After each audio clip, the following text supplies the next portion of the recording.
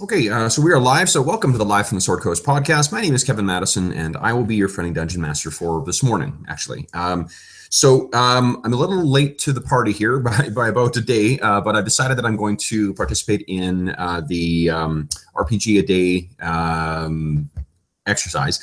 And the first question for that exercise is, what published RPG do you wish you were playing right now? So I am going to assume that they don't mean specifically right now, as in this instance, more what do you actually wish you were playing? And I've got a pretty easy answer for that. So I'm just going to move back here a bit so I've got some room. So the game that I actually wish that I was playing right now is Mage, the 20th anniversary edition. So for those not familiar with Mage, Mage is a game about modern magic. And one of the conceits, I guess, of the setting is that reality and the way that reality functions is a product of consensus belief. So the reason that electricity passing through wires or passes through wires to power, filaments in light bulbs is because that's the way that the majority of people believe that it works. It's the paradigm that is sort of the predominant paradigm. What mages are characters which you're playing in the game, are characters whose will and soul is powerful enough to superimpose their own set of beliefs on how reality functions over those of consensus belief. So that's the very, very broad category of it.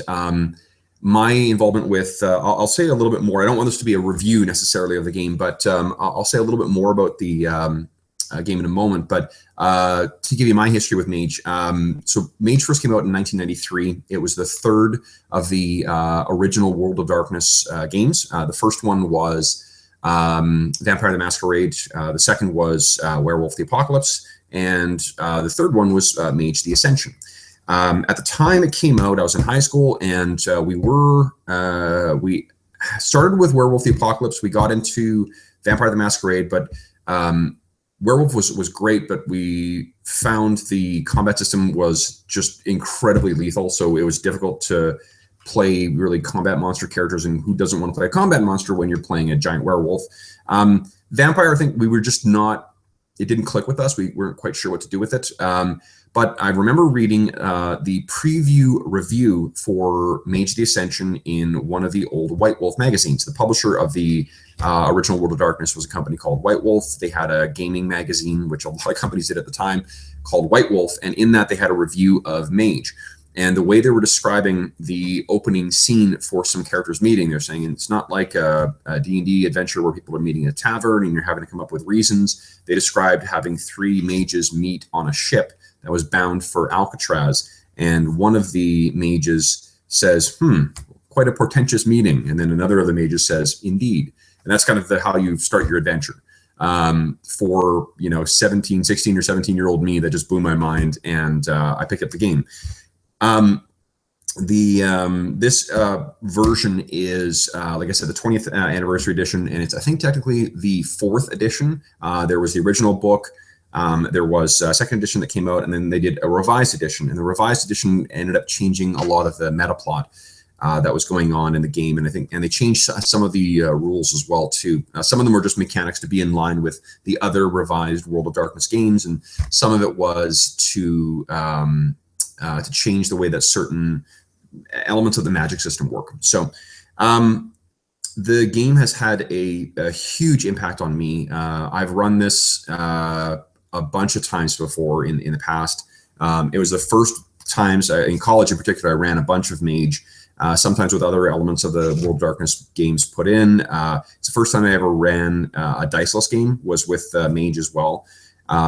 And it's an easy game to explain to people and for people to get thinking about their characters, non-gamers in particular, because you're playing very, very individualized and unique characters, right? Like you can customize what your character's beliefs are, what your characters, how those beliefs manifest themselves in the way that they practice their magic.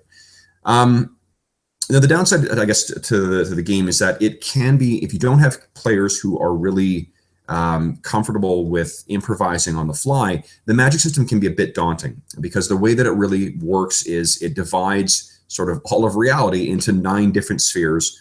I'm not sure if I can name them all, but it's correspondence. Let's see here: correspondence, forces, matter, entropy, mind, spirit, matter, time, and what's the last one? Gosh, I don't know. For spirit, time, and I don't know. I can't remember what the last one is. But anyway, there's 9 spheres, and each of them has. I have a book right here. I guess I could look it up. That would be an easy enough thing to do. Prime, and prime is sort of like the quintessence, or like the fundamental forces of reality. So what you do is, when you're casting your spells, your character will have certain capabilities within each of those spheres, and then casting spells is just a matter of combining those to create effects. And then the way that narratively plays out is you will describe how your characters kind of their paradigm, the way that they believe magic works, how that implements. So like if someone was going to throw if what you wanted was a giant ball of fire to explode, someone who is from a more traditional European, like Hermetic kind of background may, speak some Latin, or speak a Latin phrase and display a certain Western occultish kind of symbol, and then, boom, a fireball comes out.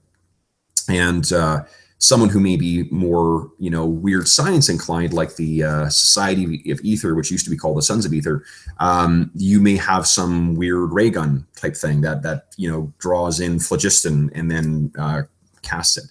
So the way that magic is sort of mitigated is, as much as your characters can implement their own beliefs on the world, there is a bit of a way that the world slaps you back, which is through what's called paradox.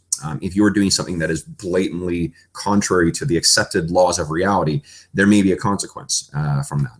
So that explains, it's sort of a baked-in reason to explain why you don't see mages flying around on flying carpets, or dragons cruising the skies, or whatever else, because consensus reality just won't allow for that kind of nonsense. The characters you play are members of what are called the traditions, and really that's kind of like what the leftover occult beliefs or spiritual beliefs from around the world are. This edition does a much better job, I think, of being more culturally sensitive to what other, to encompassing other spiritual beliefs that are not Western European or North American, without making them, too caricatured, because that was a bit of the case in the earlier edition. But there was a bunch of kids from the US who wrote the game, so it's not a surprise that it maybe turned out that way. The adversaries that you face in it are 3 kind of major forces. There's the agents of the technocracy. The technocracy are effectively the mages who won, the ones who proposed the technocratic paradigm or technological paradigm that we currently live in. The way they're set up in the original edition as enemies is because there's a soulless kind of crushing, individuality aspect to the technocracy. And so it makes them really great foils. You could be fighting, Men in Black. Remember, the game's a game of the 90s. So like, Men in Black, killer robots, alien explorers to a degree through a group called the Void Engineers. That's sort of the one of the adversaries you face. Another is the Nefandus, or Nefandi, which are sorry, my dog. I know, it's okay. Nefandus are effectively either devil worshippers, or mages that are influenced by the kind of Lovecraftian beings from beyond. And then the final sort of adversary group is the Marauders. And the Marauders are mages who basically have gone insane.